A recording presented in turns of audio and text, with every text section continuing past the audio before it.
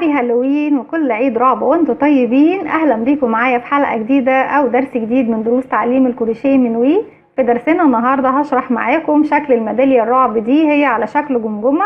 اتمنى يا رب انها تنول اعجابكم، وفي الحلقات اللي جايه هنعمل مع بعض اكتر من شكل بحيث ان احنا نجمع في النهايه ميداليه فيها اكتر من شكل رعب، خاصه بعيد الهالوين او عيد الرعب. عارفه ان كتير مننا بيحب الاشكال الرعب، فحبيت ان احنا كمان نشارك بالكروشيه في الاشكال الرعب دي. انا هستخدم النهارده خيط النول الفرنساوي، انتوا عارفين انا بطبق بيه باستمرار. وطبعا لو عندكم خيوط هي بتكون من بقايا الخيوط، انا بشتغل من بقايا الخيوط زي ما احنا شايفين اهو، مربطه كلها ببعضها لان هي صغنطوطه جدا، وبستغل فيها بقايا الخيوط بتاعتي سواء صوف او قطن او اللي هي النول الفرنساوي، اي نوع بشتغل بيه الميداليه بتاعتي. وبحتاج ابره رقم 2 مللي، وبنحتاج ابره التنظيف والمقص بتاعنا والولاعه عشان نقفل الخيوط، والفايبر اللي هنحشي بيه الميداليه بتاعتنا. اول حاجه نبدا نعملها بسم الله الرحمن الرحيم، هنعمل دايره سحريه على صباعي بالشكل دوت اهو. بعمل حرف الاكس وبلف الخيط بالشكل دوت الناحيه التانية. بدخل من تحت اللفه الاولى واسحب اللفه التانية بتاعتي. بخرج طبعا صباعي بالشكل دوت، وبخلي طبعا طرفين الخيط داخلين في سنتر او مركز الدايره ما يخرجوش منها خالص.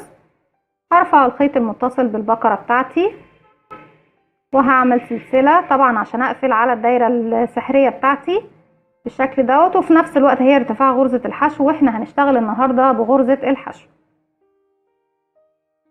هشتغل داخل الدايره السحريه بتاعتي 10 غرزه حشو. 1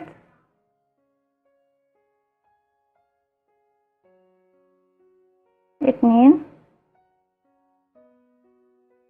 3 4 5 6 7، ونحاول نضيق الغرزة بتاعتنا. 8 9 10. هشد مركز الدايرة الخيط القصير عشان اقفل سنتر الدايرة بتاعتي. عايزة اقفل الدايرة خالص اهو، والخيط القصير ده طرف الخيط اللي بدأنا بيه.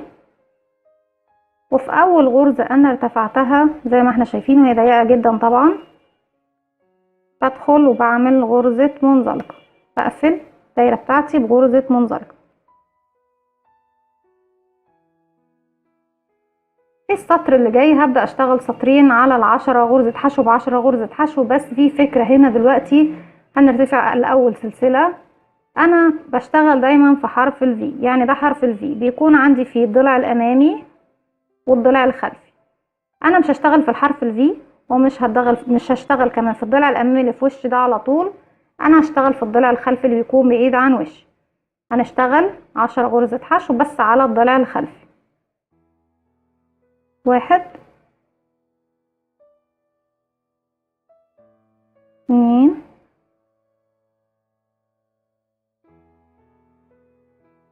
3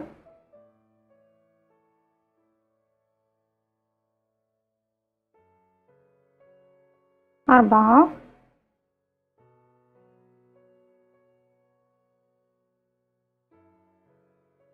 5 6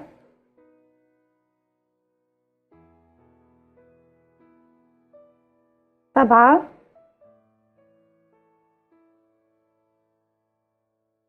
8 9 10، ودي اخر واحدة وضيقة معانا زي ما احنا شايفين اهي 10.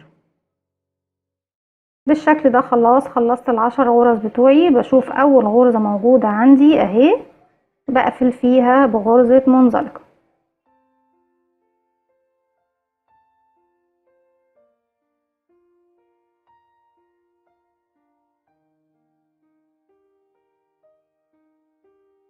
واشتغلنا في الضلع الخلفي زي ما احنا شايفين عشان تدينا البروز دوت وتدينا شكل الرقبة اهي بتاعة الجمجمة. هرتفع سلسلة وهشتغل 10 غرزة حشو على حرف الفي عادي خالص بدون اي طريقة جديدة. يعني اهي بدخل تحت حرف الفي وبشغل ال10 غرز بتوعي بدون اي تزايد. ادي 1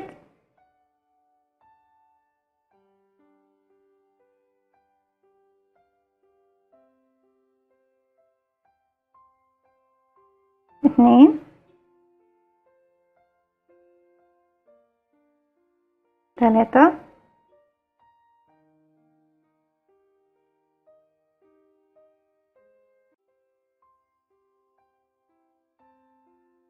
4 وهكذا بكمل 5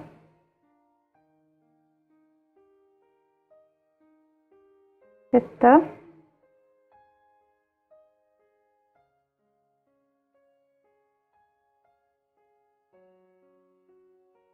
7 ونحاول نضايق الشغل بتاعنا جدا.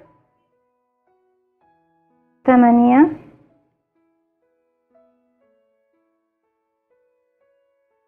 9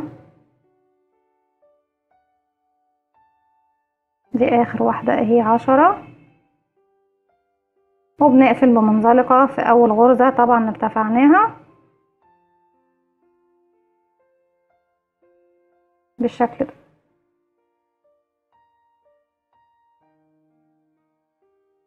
السطر اللي جاي هبدأ اعمل تزايد، هرتفع سلسلة وهعمل تزايد. هيكون نظام التزايد بتاعي مش هعمل في كل الغرز، هعمل في الغرزة رقم 2. يعني هشغل اول واحدة بدون تزايد، ادي 1 بدون تزايد. في رقم 2 هشتغل مرتين، 1 2. الغرزة اللي بعدها بدون تزايد، ادي 1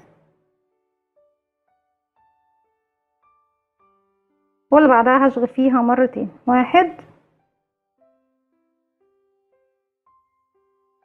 2. تاني واحدة بدون تزايد، غرزة بدون تزايد واللي بعدها بنشغل فيها مرتين، ادي 1 2. واحدة بدون تزايد واللي بعدها بدون تزايد، ادي 1 سوري، واحدة بدون تزايد واللي بعدها بتزايد، 2. وهكذا غرزة بدون تزايد واخر غرزة نعمل فيها مرتين، ادي 1 2 بالشكل دوت. وهقفل بمنزلقة في اول غرزة انا ارتفعتها اهو. طبعا كل ما نرتفع الشكل بتاعنا يوضح اكتر. السطر اللي جاي مش هعمل فيه تزايد وهشغل كل الغرز بتاعتي بدون تزايد بالشكل ده، ادي 1 2 3 4 5 6. وطبعا هشغل لغاية نهاية الراوند بتاعي بدون تزايد. هكمل السطر وهرجع له. خلصت السطر بتاعي وهقفل بمنزلقة في اول غرزة ارتفعتها وبالشكل دوت. انا معايا على الراوند دوت 15 غرزة حشو زي ما احنا شايفين اهو. بنبدأ نوصل للشكل بتاعنا. الراوند اللي جاي هعمل فيه تزايد. السطر اللي فات كنت بعمل التزايد في غرزة رقم 2، السطر ده هعمل تزايد في غرزة رقم 3. هرتفع سلسلة ونشغل غرزة بدون تزايد، ادي 1 ورقم 2 كمان هشغلها بدون تزايد. رقم 3 هشغل فيها مرتين، يعني هشغل فيها 2 حشو، ادي 1 2 في نفس الفراغ. تاني نكرر غرزة بدون تزايد واللي بعدها كمان بدون تزايد واللي بعدها هنشغل فيها تزايد، يعني هشغل فيها مرتين، يعني 2 غرزة حشو في نفس الفراغ بالشكل ده، ادي 1 2. رقم 3 نعمل تزايد، ادي 1 نفس الفراغ تاني 2 وهكذا 1 2. انا بحاول طبعا يكون الشغل ضيق، فعشان كده الشغل صعب معانا. رقم 3 التزايد، نشغل مرتين، ادي 1 2. 1 بدون تزايد، 2 بدون تزايد. ولو حابينها اصغر بنصغر حجم الابرة بتاعتنا، نشتغل برقم 1.5 او 1. وفي الابر الاستانلس نشتغل برقم 3 او 2. ودي رقم 3 هنعمل فيها تزايد، ادي 1 2. ونشتغل طبعا بالخيط القطن الرفيع، وهقفل بمنزلقة في اول غرزة انا ارتفعتها. زي ما عملت في السطر اللي بعد السطر بتاع التزايد، هشتغل السطر اللي جاي بدون تزايد، يعني هرتفع سلسلة واشتغل فوق كل غرزة حشو بغرزة حشو زيها. وكمان السطرين اللي بعده هشتغل كمان سطرين بعديه، يعني هشتغل 3 سطور بدون تزايد، هرتفع سلسلة وهشتغل السطر بتاعي بدون تزايد فوق كل غرزة حشو زيها. وبعد كده بقفل بمنزلقة في اول غرزة برتفعها، وبرتفع بالشكل دوت لمسافة 3 سطور. هكمل ال3 سطور بدون تزايد وهرجع لكم. رجعت لكم تاني، وكده اكون خلاص خلصت ال3 سطور بتوعي بدون تزايد. في السطر اللي جاي هبدأ اعمل تناقص علشان اوصل لاخر الجمجمة. هنرتفع سلسلة. السطر الاخير اللي كنا بنعمل فيه تزايد كان التزايد عندي في الغرزة رقم 3، يبقى التناقص بتاعي بردك لازم يكون في الغرزة رقم 3، يعني باخد 3 و4 مع بعض. بشغل 1 بدون تناقص، 2 بدون تناقص، ورقم 3 باخد الضلع الامامي بتاعها اهو الفرونت لوب، والضلع الامامي كمان للغرزة رقم 4. بلف الخيط وبخرج من الاتنين، وبلف الخيط وبخرج من الحلقتين الباقيين عندي على الابر. تاني اكرر، اول غرزة بدون تناقص، تاني غرزة بدون تناقص، رقم 3 ورقم 4 باخد الضلع الامامي منهم اهو بالشكل دوت. الضلع الامامي من اول غرزة رقم 3، والضلع الامامي من رقم 4. بلف الخيط وبخرج من تحتيهم، بقى معايا حلقتين، الف الخيط وبخرج من الحلقتين بالشكل دوت. وبكرر الراوند بتاعي كله، 1 2 3.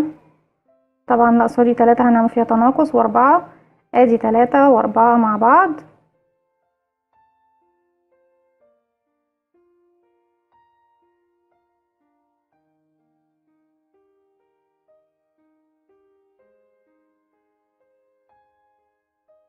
بالشكل دوت اهو. تاني نكرر، غرزة بدون تناقص، 1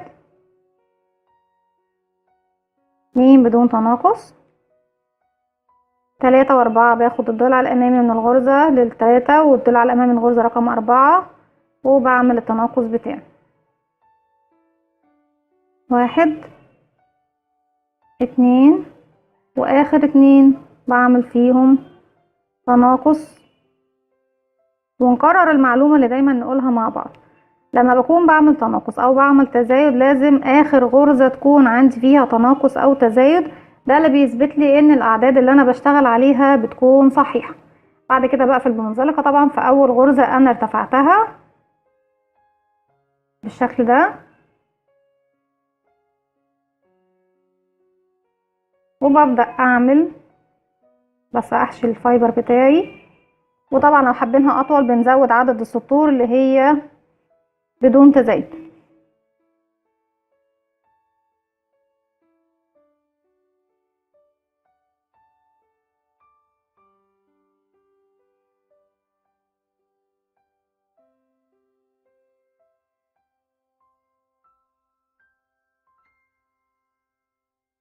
السطر اللي جاي هشتغله بدون تناقص بالشكل ده، ارتفع سلسلة وهشغله عادي خالص، غرزة حشو فوق كل غرزة حشو بشكل طبيعي. ادي 1 2 3 4، وهكمل الراوند بتاعي وهرجع لكم بالشكل دوت. السطر اللي جاي هبدأ اعمل تناقص، بس قبل ما اعمل تناقص تاني بشوف الفايبر بتاعي كده كفاية ولا لأ، لاني انا لو عملت تناقص مش هعرف احشي فايبر.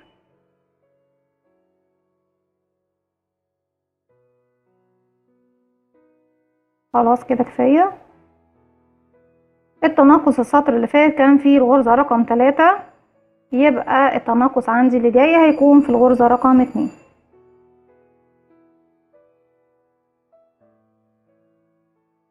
برتفع سلسلة يعني بشغل غرزة بدون تناقص،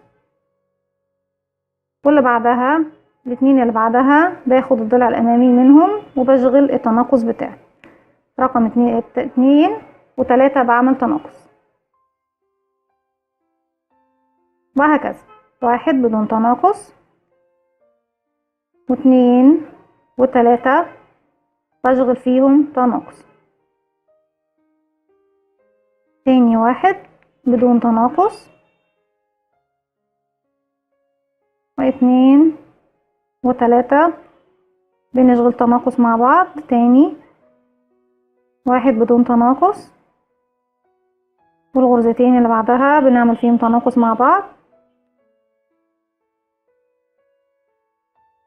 1 بدون تناقص، والغرزتين اللي بعدهم بنعمل فيهم تناقص بالشكل ده. وبعد كده بقفل بمنزلقة في اول غرزة انا ارتفعتها، وفي المرحلة دي انا بعمل تناقص السطر اللي جاي كله، برتفع سلسلة وبعمل في كل الغرز الموجودة قصادي تناقص. اول 2 اهم،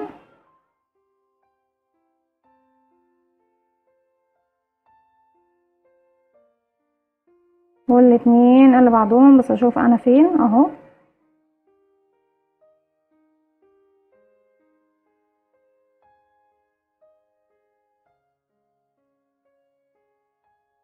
والاتنين اللي بعدهم،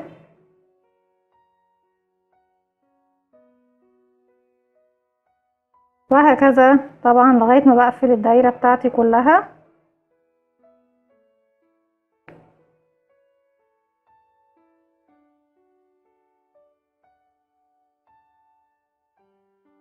باخد اخر 2 وهما صعبين زي ما انتم شايفين قوي كده، لاني خلاص الدايرة ضاقت معايا جدا.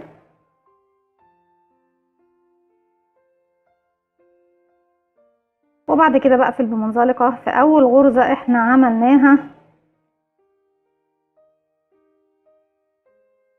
وفي نفس المكان اللي انا واقفة فيه دوت برتفع مجموعة من السلاسل 1 2 3 4 5 6 7 8 9 10. وطبعا ارتفاع العليقة اللي انتوا حابين تعملوها للميدالية بتاعتكم. وفي الاتجاه التاني يعني انا واقفة هنا اهو، في الاتجاه التاني بدخل وبعمل غرزة منزلقة اهو بالشكل ده، بقص الخيط بتاعي واسيب مسافة صغيرة من الخيط بس عشان نأكد على الشغل بتاعنا. وبعد كده بخرج من الشغل بتاعي من الابرة بتاعتي بالشكل ده اهو، بدخل من جوه الشغل بتاعي، بسحب الخيط الزيادة دوت اخفيه داخل الميدالية زي ما احنا شايفين اهو.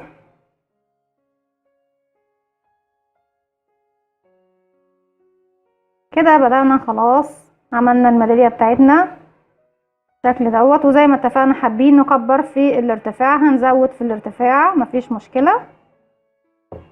هنجيب الخيط الاسود ودلوقتي هبدأ اشتغل العيون. العين مكونة من دايرة سحرية، وبعد كده بنعمل فيها الغرز بتاعتنا بالشكل ده.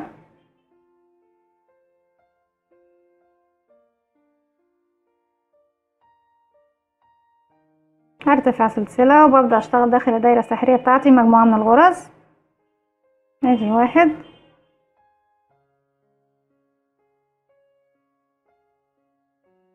2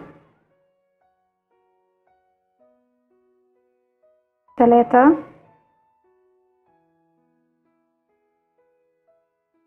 4 5 وطبعا الدايرة بتاعتنا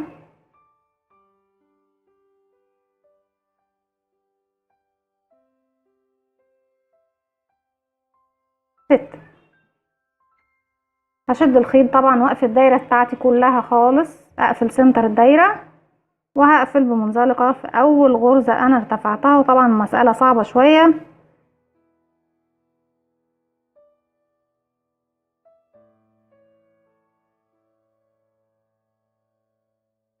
بالشكل ده. هقفل بغرزة منزلقة، وهقص الخيط بتاعي، ودي العين بتاعتي هشده بالشكل دوت. وبعد كده هبدأ اخفي الغرز بتاعتي، الخيط بتاعي ده تحت الغرز بالشكل ده.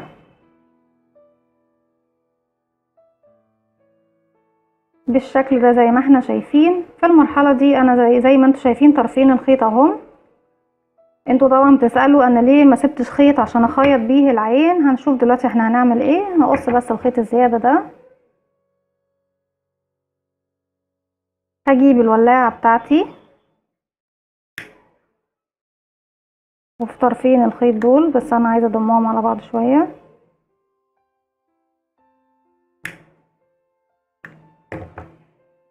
بالشكل ده بسيحهم بالولاعة بتاعتي، انا عايزة اسيحهم اكتر من كده. بسم الله.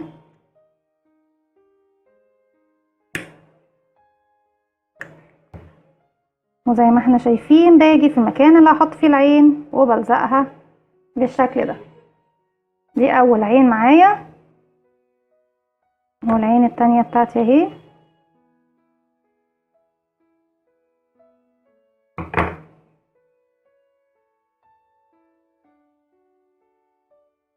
لو هنشتغل بخيط صوف او بخيط قطن، ممكن خيط الصوف نعمل فيه نفس الحركة بصراحة، لكن الخيط القطن لأ. ناخد بالنا طبعا يا جماعة.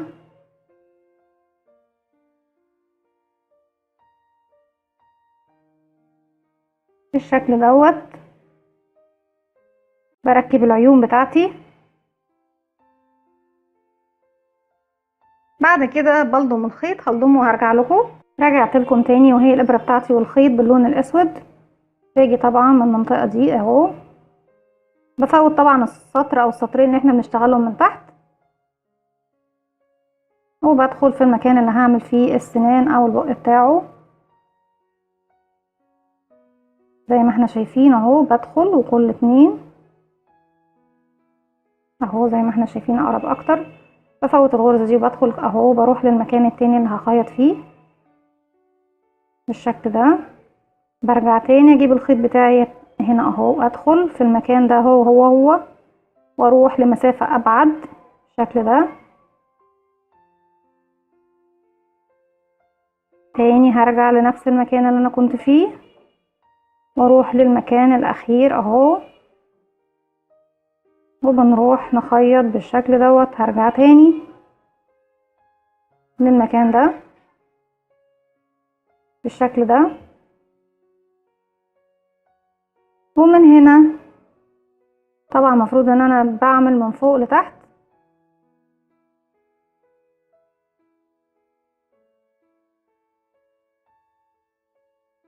وبروح للمكان اللي بعده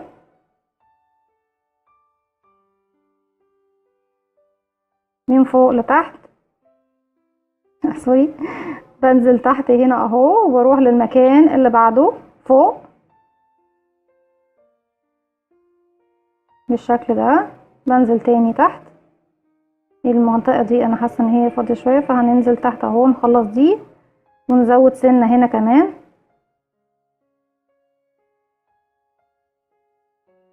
بس. وبطلع فوق واروح للمكان اللي بعده بالشكل ده، وبننزل من تحت ونطلع لفوق، وبفضل اعمل كده لغاية ما اخلص السنان بتاعتي. وبعد كده بنعمل نقطتين صغنطتين اللي هي النوز او المناخير،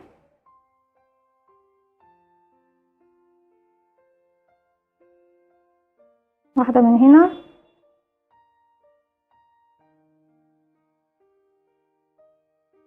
وبلضم الخيط بتاعي.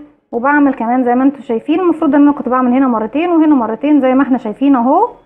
بعمل النوز بتاعته، هلضم الخيط واكمل النوز وارجع لكم. كده خلاص انا خلصت الميدالية بتاعتي والنوز التانية، وكمان دخلت من الناحية التانية من الظهر اهو. وهخفي كمان الخيط بتاعي الاسود